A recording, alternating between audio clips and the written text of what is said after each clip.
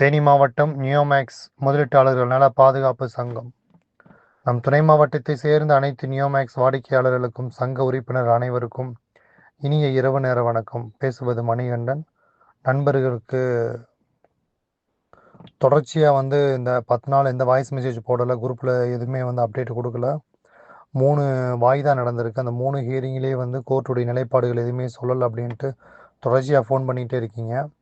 நாங்கள் ஒவ்வொரு டிஸ்ட்ரிக்ட் விருதுநகர், தேனி, திண்டுக்கல், ராமநாடு அப்படின்ற ஒவ்வொரு டிஸ்ட்ரிக்குமே போயிட்டு அங்கே நடக்கக்கூடிய டிஆர்ஓ சம்மந்தமான அப்டேட் என்ன நடந்திருக்கு, எவ்வளோ சர்வே பண்ணியிருக்காங்க, எவ்வளோ முடிச்சிருக்காங்க, டாக்குமெண்ட் எல்லாம் ஒழுங்காக வந்திருக்கா, டிஆர்ஓ சார்பாக என்ன செஞ்சிட்ருக்காங்க அப்படிங்கிற தகவலை நேராகவே போய் பார்த்து அதுக்கான விளக்கங்களை என்னென்ன இருக்குது, எது எது சரி பண்ணணும், எது எது கொடுக்கணும், எது எது வந்துட்டுருக்கு அப்படிங்கிற அந்த வேலையில் இருக்கிறனால இது சம்மந்தமாக எதுவுமே கவனங்கள் செலுத்த முடியல. ஆடியோ எதுவும் போட முடியல, தவறாக எடுத்துக்க வேண்டாம்.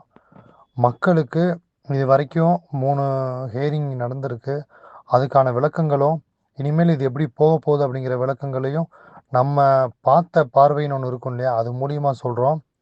தொடர்ச்சியாக ஃபோன் பண்ணிக்கிட்டே இருக்கிறத கொஞ்சம் குறைச்சிக்கோங்க.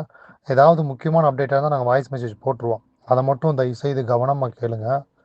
நீதியரசர் பரத் சக்கரவர்த்தி சார் கடைசியாக போட்ட ஆர்டரின்படி 5 கோடி சதுரடி நிலங்கள் நியோமேக்ஸ் கிட்ட இருக்குன்னு நியோமேக்ஸ் சொல்லியிருக்கு.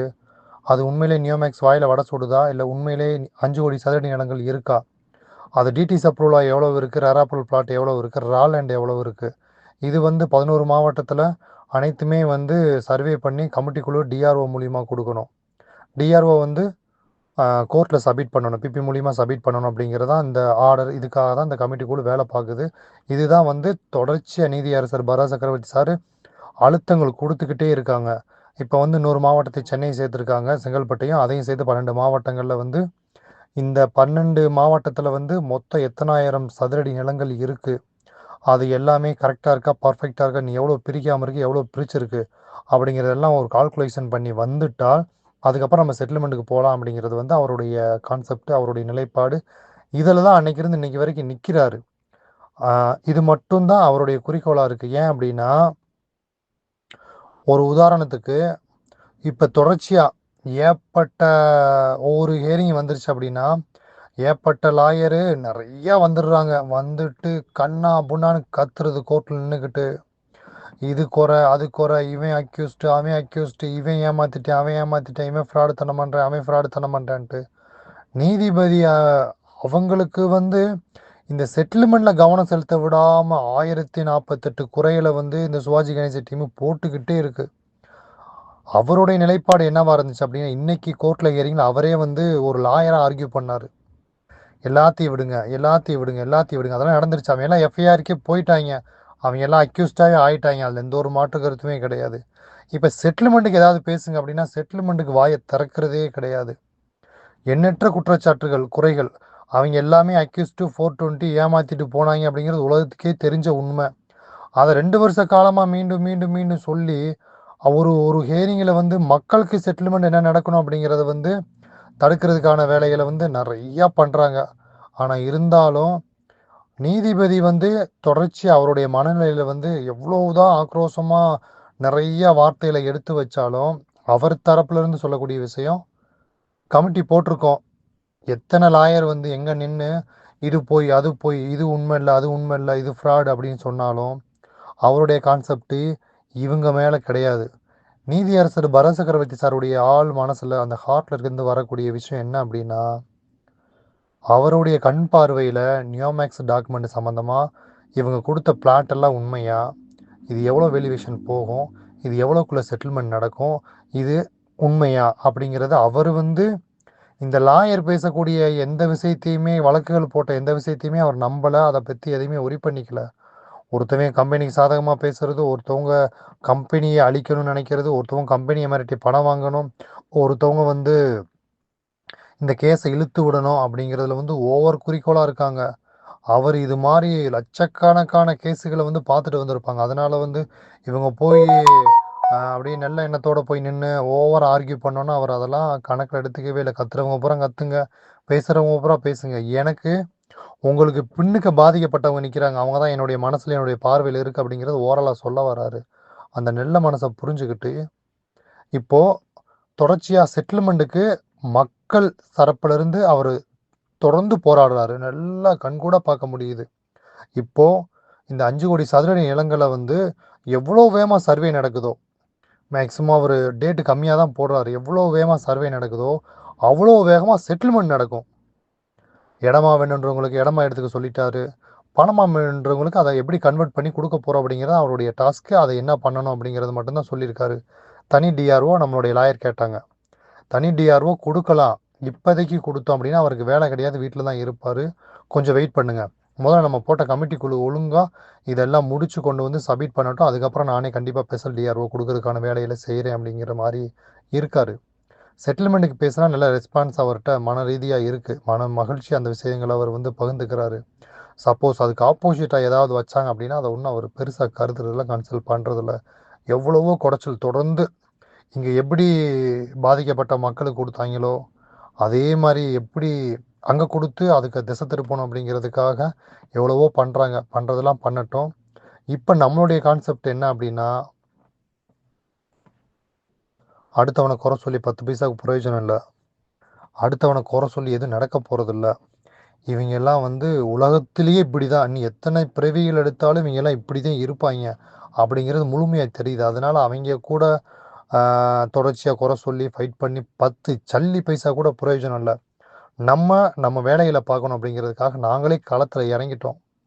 எத்தனை டிஸ்ட்ரிக்ட்ல ஆளுகள போட்டிருக்கோமோ, அந்த டிஸ்ட்ரிக்ட்ல போய் சர்வே எவ்வளோ பண்ணியிருக்காங்க. விருதுநகர்லாம் அவங்கலாம் எதுவுமே பண்ணல. நம்ம தான் போய் மூவ் பண்ணி அவ்வளோ தூரம் இழுத்துட்டு வந்து கிட்டத்தட்ட அங்க கிட்டத்தட்ட 7,500 பிளாட்டுக்கு மேல மட்டும் முழுசா நிக்குது விருதுநகர்ல மட்டும். அவ்வளவு சர்வே பண்ண சொல்லி சர்வேயர கூப்பிட்டு ஒவ்வொரு டிஸ்ட்ரிக்ட் ஒவ்வொரு நாள் ஆயிடுது ஃபுல்லாவேவும். அவ்வளோ தூரம் மக்கள் பணியில இறங்கி கீழ நாங்களே வேலை செய்ய ஆரம்பிச்சிட்டோம். யாரையும் நம்புற மாரி இல்ல. இங்க என்ன நிகழ்வு நடக்குதோ அத நம்ம லாயர்ட்ட அப்டேட் குடுக்குறோம். அத அப்படியே அவங்க கோர்ட்ல குடுக்குறாங்க. இதுதான் நம்ம தொடர்ந்து ஒருத்தவங்கள அப்படி பேசி, இப்படி பேசி WhatsAppல உட்காந்து ஆர்க்யூ பண்ணி 10 சல்லி பைசா கூட பிரயோஜனம் கிடையாது. அப்படிங்கிறது முழுமையா உணர முடியுது. வேலை செய்யணும். வேலை செஞ்சா தான் மாறும். அந்த வேலையில செஞ்சுட்டு இருக்கனால தான் உங்களுக்கு அப்டேட் குடுக்க முடியல. தொடர்ச்சியான வழக்குகள்ல எப்பயும் போல ஆர்க்யூமென்ட் நடக்குது. எப்பயும் போல குதர்க்கமா பேசுறவங்க குதர்க்கமா பேசுறாங்க. சப்போர்ட் பண்றவங்க சப்போர்ட் பண்றாங்க. உண்மை பேசுறவங்க உண்மை பேசுறாங்க. பொய் பேசுறவங்க பொய் பேசுறாங்க. அதெல்லாம் நமக்கு தேவையில்ல. அதெல்லாம் புறந்தள்ளிறலாம். நமக்கு தேவை செட்டில்மெண்ட் நடக்கணும். செட்டில்மெண்ட் நடக்கணும் அப்படின்னா, இந்த சர்வே எல்லாமேவும் உள்ள வரணும். கோர்ட்டுக்குள்ள வரணும்.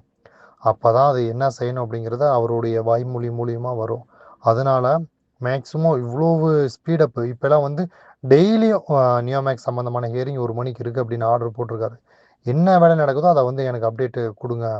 இந்த செட்டில்மெண்ட்டுக்கு நானு வேகமா மூவ் பண்ணணும் அப்படின்னு சொல்லியிருக்காரு. இவ்ளோ பெரிய ஒரு புனிதமான ஒரு நீதிபதிய பார்க்குறதெல்லாம் ரொம்ப ரொம்ப கம்மி.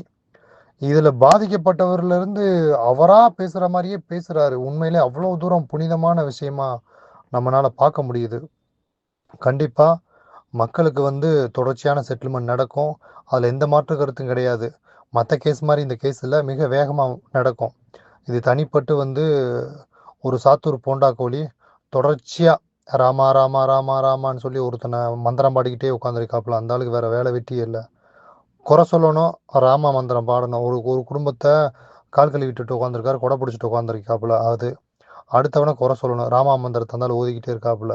இன்னொரு சைடு யூடியூப்ல உட்காந்து எப்படி கலெக்ட் பண்ணி 20,000, 30,000, 40,000 சம்பாதிக்கணும் அப்படின்னு நம்ம கூடயே இருந்து கிட்டத்தட்ட ஒரு 8,00,000 மேல பாதிக்கப்பட்ட சங்கத்திலிருந்து வசூல் வாங்கிட்டு போய் ஒரு கேஸ் ஒழுங்கா போடல. இன்னைக்கு நம்மள வந்து பின் சாடுல வந்து எல்லாரும் முடியுமா? எங்கெங்க போய் குறை சொல்லணுமோ அந்த ஆளு அந்த வேலைய பார்த்துட்டு இருக்காரு. பாதிக்கப்பட்ட மக்கள்ட்ட இருந்து மறுபடியும் லட்சக்கணக்கில வசூலா வாங்கிட்டு ஒரு சைடுல ஒரு ஒரு யூடியூப் சேனல் நம்ம கூட இருந்தாலும் அந்த பக்கம் ஏமாத்திட்டு உட்காந்துருக்காரு. எல்லாத்தையும் விட்டு தள்ளி புறந்தள்ளியாச்சு. இதுல நிறைய அனுபவம். எல்லாமே காசுக்காக மட்டும்தான் நிக்கிறாங்களே தவிர, பாதிக்கப்பட்ட மக்களுக்கு இதுல போய் எதுவும் சேரணும்னுமே ஒரு துளி யாருக்குமே கிடையாது. இந்த கேஸ இழுத்து விடணும். இனி 15 வருஷம், 20 வருஷம் சுத்தணும். சுத்துச்சு அப்படின்னா, நிறுவனத்துல இருக்கவன பூரா மிரட்டி நம்ம பணம் வாங்கலாம். இதுதான் இவங்களுடைய சாராம்சம். இதுக்காக தான் இவங்க எல்லாமே தொடர்ச்சியா வேலை நடக்குது. அதுல எந்த மாற்று கருத்துமே கிடையாது. என்ன நடந்தாலும் பரவாயில்ல. தொடர்ச்சி அத விட போறதும் இல்ல. கண்டிப்பா நம்ம சொன்னது மாரி 5 வே காம்பவுண்டிங் மூலியமா மட்டும் தான் அது நடக்கும். 200 கேஸ் போட்டேன்னு சொல்லி ஒருத்தன் காலர தூக்கி போட்டு சுத்திட்டு இருந்தான். 10 சல்லி பைசா கூட பிரயோஜனம் இல்ல அவனால. இன்னொன்னு, என்னைக்கு நம்ம வாக்கு சொன்னோமோ, 5 வே காம்பவுண்டிங் மூலியமா தான் அந்த செட்டில்மெண்ட் நடக்கும் அப்படின்னமோ, அதே 5 வே காம்பவுண்டிங் நோக்கி தான் இந்த டிராவல் இந்த பயணம் போயிட்டு இருக்கு. அது எல்லாமே அவங்களால புரியும், ஜீரணிக்க முடியல. எப்போ ஃபோனில் ஒரு குரூப்பில் ஒரு வாய்ஸ் மெசேஜ் போட்டால் பாதிக்கப்பட்ட மக்களுடைய வழி என்ன இருக்குது, அதுக்கு எதாவது செய்யணுமா, அதெல்லாம் எதுவும் கிடையாது. வழக்கு போட போகிறோம், அடுத்தவனை வைய போகிறோம், வழக்கு போட போகிறோம், அடுத்தவனை வைய போகிறோம். இதே தான் அவங்களுடைய வேலை. அவங்களுக்கு அதை தவிர வேறு எதுவும் தெரியாது. காலையில் பல்லு விளக்கிட்டு 2 இட்லியை சாப்பிட்டுட்டு ஃபோனை தூக்கி உட்காந்துக்கிறாங்க. இன்னொரு குரூப் கோர்ட்லேயே தூங்குறாங்க. இதில் என்ன பிரயோஜனம் நடந்திருக்குன்னா, 10 சல்லி பைசாவுக்கு பிரயோஜனம் கிடையாது. அட்டாச்மெண்ட்டில் இவங்க கேஸ் போட்டிருக்காங்களாம். இவருக்கு அட்டாச்மெண்ட் பண்ணலாம்னா இஓடபிள்யூ அட்டாச்மெண்ட் பண்ண தான் போகுது. இடி இவங்களை கேட்டு அட்டாச்மெண்ட் பண்ணுச்சு. இது வரைக்கும் இவங்க கொடுத்ததெல்லாம் கிட்டத்தட்ட ஒரு 130 கோடிக்கு பகுதி பகுதி சொத்தை வந்து இஓடபிள்யூ அட்டாச் பண்ணியிருக்கு. இவங்க போட்டால் கொடுத்தாங்க. இவங்களுக்கு வேறு கேஸ் போடலை. கேட்டால் நான் 100 கேஸ் போட்டிருக்கேன், 150 கேஸ் போட்டிருக்கேன்னு காட்டுறதுக்காக கேஸை போட்டு 5000 கோடிக்கு அட்டாச்மெண்ட் பண்ணி வச்சுருக்காங்களாம். நியோமேக்ஸ் சொத்து மொத்தமாக ஏழை விட்டாலே 500 கோடிக்கு மேலே போகாது.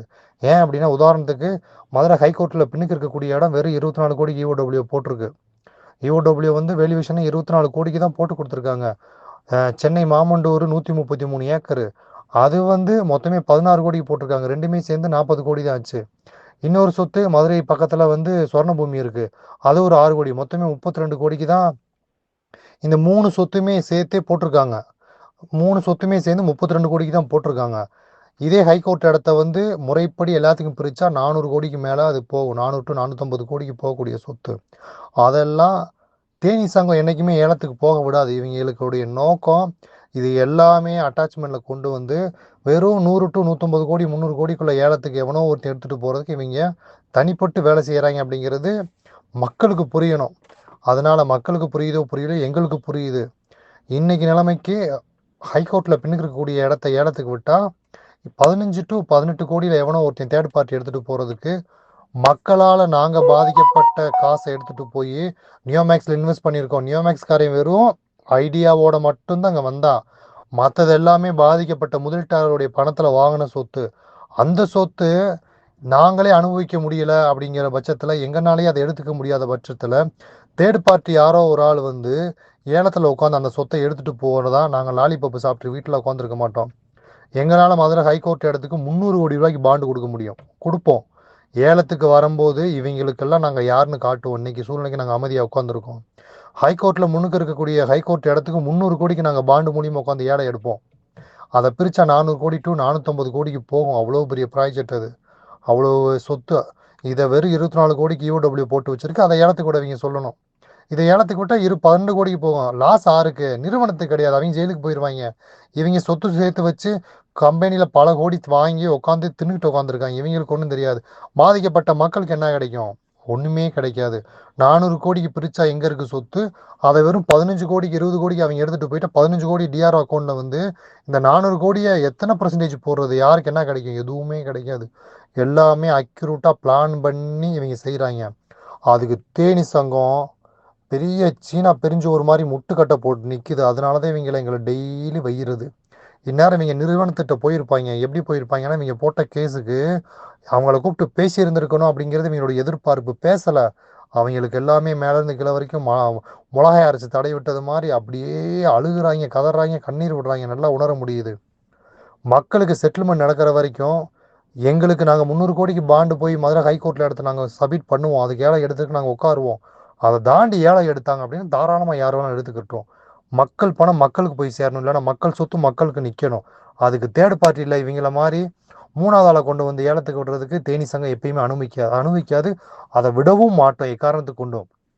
10,000 பேரை சும்மா உட்கார வைக்கல. எல்லாத்துக்கிட்டையுமே பக்கா டாக்குமெண்ட்டை ரெடி பண்ணி வாங்கி வச்சுருக்கோம். எந்த இடத்துல எந்த சொத்து ஏலம் விட்டாலும் அதில் இன்றைக்கி மார்க்கெட் வேல்யூ இருக்கும். அதில் 1% 2% குறையலாம். அதில் முழுசாக 90% குறைஞ்சி 10%க்கு தேர்ட் பார்ட்டி ஏலத்துக்கு எடுத்துகிட்டு போக நாங்கள் வேடிக்கை பார்க்க மாட்டோம் ஒரு பொழுதும். அந்த எங்கே போய் எந்த சொத்து ஏலத்துக்கு விட்டாலும் அதில் முழுமையாக வந்து மக்களுக்கு செட்டில்மெண்ட் ஆகணும். அப்போ மட்டும்தான் அதை தொடர்ச்சியாக தேனி சங்கம் ஏற்றுக்கிறோம். அதுக்கு இடையில வந்து யாரோ தேர்ட் பார்ட்டி எடுத்துகிட்டு போகிறதுக்கோ அதை அவங்க எடுத்து சுட்டிட்டு போகிறதுக்கோ எக்காரணத்தை கொண்டு நாங்கள் விட மாட்டோம். அதில் 100% சொன்னது மாதிரி சீனா பிரிஞ்சு ஒரு மாதிரி நிற்போம். இவங்க இன்னும் 500 வழக்கு கூட போடட்டும், 1000 வழக்கு கூட போடட்டும். எங்களால் வழக்கே போடாமல் அவங்க செய்கிறத விட பெஸ்ட்டாக மக்களுக்கு செஞ்சு கொடுக்க முடியும். எங்களுக்கு அறிவு இருக்குது. அவங்க நிறுவனத்தை மிரட்டுறாங்க. அவங்க நிறுவனத்தை மிரட்டிகிட்டே இருக்கட்டும். நாங்கள் மக்களுக்கு செட்டில்மெண்ட்டுக்கு ஜட்ஜிட்ட போயிட்டுருக்கோம். அந்த நீதிபதி எங்களுடைய சூழ்நிலையை புரிஞ்சுட்டு எங்களுக்கு செட்டில்மெண்ட் கொடுப்பாரு. இவங்களுக்கு பழமொழி ஒன்று சொல்லுவாங்க, கை நிறைய கழுதையில் இருந்து என்ன பிரயோஜனம், இவங்க பூரா கழுதை கூட்டம், இவங்க அப்படி தான் உட்காருவாங்க, உட்காந்துக்கிட்டே இருக்கட்டும், எங்கனால இந்த விஷயத்தை சாதிக்க முடியும். ஒரு சாத்தூர் போண்டா கொடி ஒன்று சொல்லிக்கிட்டே இருக்கு தொடர்ச்சியாக, சிறுவர்கள் சிறுவர்கள் சிறுவர்கள்னு. நாளைக்கு ஒரு 6 மாதம் டு 3 மாதத்துக்குள்ளே நாங்கள் எவ்வளோ பெரிய விஷயத்தை சாதிக்கிறோம் அப்படிங்கிறத வந்து அந்த ஆள் இதே மாதிரி குரூப்பில் உட்காந்து வேடிக்கை பார்ப்பாரு. அதில் வந்து எந்த சாத்தியக்குறியுமே கிடையாது. சிவாஜி கணேசன் தூண்டி விட்டு இருந்தாலும் பேசிக்கிட்டே இருக்காரு, எப்போ பார்த்தாலும் பேசிக்கிட்டே இருக்கட்டும். அதிகமாக குறை சொல்லலை மக்களே. உள்ளுணர்வில் நீங்கள் எல்லாம் புரிஞ்சுக்கிறணும். ஒரு 400 கோடி 300 கோடிக்கு போகிற சொத்தை வந்து ஒரு கவர்மெண்ட் ஏழை விட்டுச்சு அப்படின்னா அது அப்படியே குட்டியாக ஏழை விடுவாங்க. தேர்ட் பார்ட்டி எடுத்துகிட்டு போய் அவங்க 400 கோடிக்கு வித்துட்டு போயிடுவாங்க. இதுக்கு ஒரு பெரிய குரூப்பே சுற்றுது. அரசியல் பலம் பணபலம் உள்ளவங்க நிறையா சுற்றுறாங்க. இப்போ நியோமேக்ஸில் இருக்கக்கூடிய ஒவ்வொரு சதுரடி நிலமுமே வந்து மக்களான உங்களுடைய பணத்தில் வாங்கப்பட்டது. இன்னைக்கு ஒரு உதாரணத்துக்கு உங்கள் வீட்டை யாராவது ஒருத்தவங்க நீங்கள் விற்கணும்னு சொல்லும்போது யாராவது ஒருத்தவங்க அடிமாட்டு ரேட்டு கேட்டாங்க அப்படின்னு நீங்கள் கொடுப்பீங்களா? ஏன் அப்படின்னா நீங்கள் கொடுக்க மாட்டீங்க. அது உங்களுடைய வீடு, அது உங்களுடைய சொந்த சொத்து. இப்போ நியோமேக்ஸ் சொத்தை நீங்கள் என்ன நினைக்கிறீங்க அப்படின்னா இது கம்பெனிக்காரின் சொத்து, இது கம்பெனிக்காரின் சொத்துன்னு சொல்கிறீங்க. அது தவறான எண்ணம். இது கம்பெனிக்காரின் சொத்து கிடையாது, நம்ம சொத்து. இது நம்மனால நம்மளுடைய பணத்தில் உருவாக்கப்பட்ட சொத்து. அவங்க வெறும் ஐடியாவும் மண்டையில் மூளை மட்டும்தான் வச்சுட்டு வந்தாங்க, நம்மகிட்ட எல்லாம் வாங்கிட்டு போயிட்டாங்க. இதுக்கும் அவங்களுக்கு எந்த சம்மந்தமே கிடையாது. அவங்க பேரில் இருக்கே தவிர முதலீடெல்லாம் நம்ம பணத்தில் போட்டது. இந்த சொத்து சீப் அண்ட் பெஸ்ட்டாக ஏதாவது ஒரு இடத்துக்கு போச்சுன்னா நம்மளேவும் தாரவாத்து கொடுக்கறது மாதிரி அடுத்த ஒரு ஆளுக்கு ஒரு 400 கோடி 300 கோடி சொத்தை வந்து தேர்ட் பார்ட்டிக்கு சும்மா நம்ம கொடுக்கறது மாதிரி 10% நம்ம சொத்தை நம்மளே கொடுப்போமா? ஒரு எக்ஸாம்பிள் சொல்கிறேன். இப்போது ஒரு 2 வீலர் வச்சுருக்கீங்க. ஒரு 2 வீலரை வந்து நீங்கள் ஒரு 1 லட்ச ரூபாய்க்கு முதலீடு பண்ணி வாங்கியிருக்கீங்க. ஒரு 6 மாதம் ஓட்டுறீங்க, செகண்ட் ஹேண்டாக விற்கிறீங்க. அது குறைஞ்சது சின்ன மதிப்பு போயிட்டு ஒரு பெரிய பட்ஜெட்டில் விற்கணும்னு நினைப்போம். அதவே வந்து உங்ககிட்ட சீஸ் பண்ணி கவர்மெண்ட் ஏலத்துக்கு விடுது அப்படின்னா அது என்ன ரேட்டுக்கு போகும் அப்படின்னா ரொம்ப குப்பை ரேட்டுக்கு தான் போகும். அதை எடுக்கிறதுக்கு ஒரு குரூப்பே இருப்பாங்க. அதை ஏழை விட்டு கவர்மெண்ட் என்னென்ன எந்த விஷயத்துக்கு ஏழை விடுதோ அதை எடுக்கிறதுக்கு ஏற்பட்ட சொசைட்டியில் ஏற்பட்ட பெரிய ஆளுகளாக இருக்காங்க. ரொம்ப சீப் அண்ட் பெஸ்ட்டாக அதை எடுத்துகிட்டு வந்து அதை பாலிஷ் பண்ணி மேக்கப் பண்ணி நம்ம என்ன ரேட்டுக்கு விற்கணும்னு நினச்சோமோ அந்த ரேட்டுக்கு அவங்க வித்துட்டு போயிடுவாங்க. முதலீடு நம்மளுடைய முதலீடு, லாபம் சம்பாதிக்கிறது இன்னொருத்தவங்க. இதில் வந்து நம்ம கண்டிப்பாக அந்த இடத்துக்கு போக விடாமல் ஒன்று மக்கள் பேரில் இருக்க சொத்து மக்களுக்கே சேரணும். அப்படி இல்லையா நாங்கள் ஏலத்தில் போய் எத்தனை கோடிக்கு நிற்கிறோமோ அத்தனை கோடிக்கு பாண்டை சப்மிட் பண்ணி அந்த ஏலத்துக்கு நிற்போம், எடுப்போம். அதை தாண்டி யார் ஏலத்துக்கு எடுத்தாலும் அது பணமாக டிஆர் அக்கௌண்ட்டுக்கு வந்து மக்களுக்கு வரட்டும். குறைந்த மதிப்பீடுக்கு எக்காரணத்துக்கு கொண்டு அந்த சொத்தை ஏலத்துக்கு விட மாட்டோம். இவங்களுடைய குறிக்கோள் எல்லாம் இதுதான். நீங்கள் என்ன குறிக்கோள் வேணாலும் என்ன பிளான் வேணாலும் மாத கணக்கில் உட்காந்து பண்ணுங்க. நாங்கள் அப்படிங்கிறதுக்குள்ள இந்த விஷயத்தெல்லாம் ஓவர்டேக் பண்ணி கண்டிப்பாக போயிடுவோம். மக்களுக்காக கூட நிற்கிறோம், மக்கள் பணியில் நிற்கிறோம். மக்களுக்காக வாக்குறுதி கொடுத்தது மாதிரி கடைசி வரைக்கும் நின்று இதில் கண்டிப்பாக ஜெயிச்சு கொடுப்போம். அதில் எந்த மாட்டு கருத்துமே கிடையாது. ஏன்னா ஒவ்வொரு டிஸ்ட்ரிக்ட் போகும்போது அவ்வளோ ஆறுதல், அவ்வளோ மக்கள் வந்து கூட்டங்கள் வருது, அவ்வளோ தூரம் நம்மளை நேசிக்கிறாங்க. அவங்களுக்கு நம்ம உண்மையாக இருக்கணும் அப்படிங்கிறது தான் முழுமையாக நம்மளால் புரிஞ்சுக்க முடியுது. லென்த்தான ஆடியோ மனசில் இருக்கிறது எல்லாத்தையுமே உங்கள்கிட்ட சொல்லியிருக்கு. கண்டிப்பாக இப்போ சூழ்நிலையில் வந்து எல்லா சொத்துமே அட்டாச்மெண்ட் பண்ணி கொடுக்குற நிலைமைக்கு கொண்டு வந்திருக்காங்க. அடுத்து நம்ம இதில் எப்படி ட்ராவல் பண்ணி இந்த சொத்துக்களை எப்படி நமக்கு பிரிக்கிறோம், நமக்கு எப்படி வச்சுக்கிறோம், இது எப்படி ஏலத்துக்கு போனால் பெஸ்ட்டாக நம்ம அமௌண்ட்டை மேலே ஏற்றணும் அப்படிங்கிற விஷயத்த எல்லாமே நாங்கள் தனிப்பட்டு ஒரு குழுவாக அமைச்சு எல்லா வேலையிலுமே பேசிட்டு செஞ்சுட்டே இருக்கோம். கண்டிப்பாக மக்களுடைய பணம் மக்களுக்கே, மக்களுடைய சொத்து மக்களுக்கே. இது யாருக்கும் மூணாவது பார்ட்டி உள்ளே வர்றதுக்கு நீங்களும் அனுமதிக்கக்கூடாது, நாங்களும் அது அனுமதிக்க மாட்டோம். கண்டிப்பாக அது கடைசி வரைக்கும் நின்று ரொம்ப பெஸ்ட்டாக செஞ்சு கொடுப்போம் மக்களே. எல்லா விஷயமே உங்கள்கிட்ட பகிர்ந்தாச்சு. வேறு ஏதாவது இருந்தால் வாய்ஸ் மெசேஜ் போடுங்க, நான் உங்களுக்கு பதில் சொல்கிறேன். நன்றி, வணக்கம்.